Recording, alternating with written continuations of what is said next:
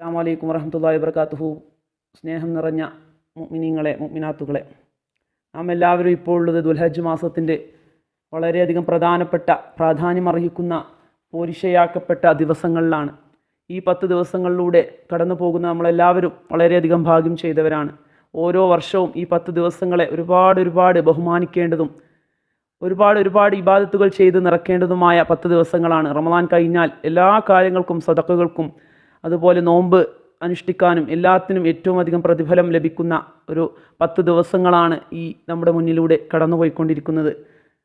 ഈ ദിവസങ്ങളിൽ ഒരുപാട് ഇബാദത്തുകൾ ചെയ്യുക, മുത്തുനബി സല്ലല്ലാഹു അലൈഹി വസല്ലമയുടെ പേരിൽ സ്വലാത്തുകൾ വർദ്ധിപ്പിക്കുക, ലാ ഇലാഹ ഇല്ലല്ലാഹ് എന്ന ദിക്റിനെ ഒരുപാട് വർദ്ധിപ്പിക്കുക, അൽഹംദുലില്ലാ, അല്ലാഹു അക്ബർ, അതുപോലെ ലാ ഇലാഹ ഇല്ലല്ലാഹ് എന്നീ നാമങ്ങളൊക്കെ ഒരുപാട് വർദ്ധിപ്പിക്കേണ്ട ദിവസങ്ങളാണ് ഈ 10 ദിവസങ്ങൾ.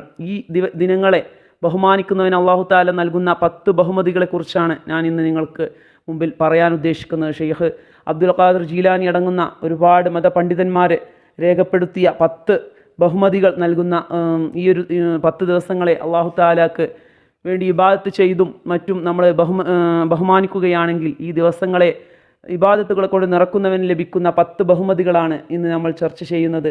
അതിൽ ഒന്നാമതായി പറയുന്നത് ആയുസ്സിലെ വർധനവാണ്.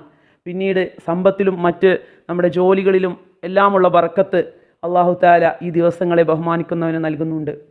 പിന്നീട് നാം അറിയാതെ തന്നെ അല്ലാഹു തആല നമ്മുടെ കുടുംബത്തിലും നമ്മുടെ കുടുംബത്തിലും സന്താനങ്ങളിലുമെല്ലാം പ്രത്യേക സുരക്ഷയും കാവലും അല്ലാഹു തആല നൽകും.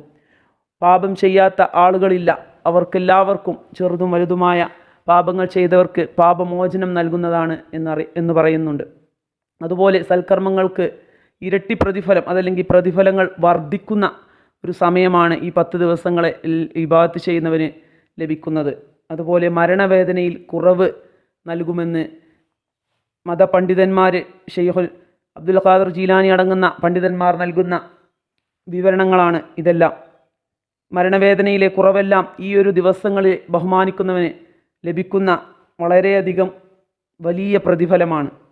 മരണവേദനയിലെ കുറവ്, അതുപോലെ ഇരുൾ നിറയുന്ന സന്ദർഭങ്ങളിലെല്ലാം അല്ലാഹു തആല പ്രകാശം വർദ്ധിപ്പിക്കും. മീസാൻ എന്ന തുലാസിൽ നന്മ കൊണ്ടുള്ള ഭാരം വളരെയധികം വർദ്ധിക്കുമെന്നാണ് പറയുന്നത്.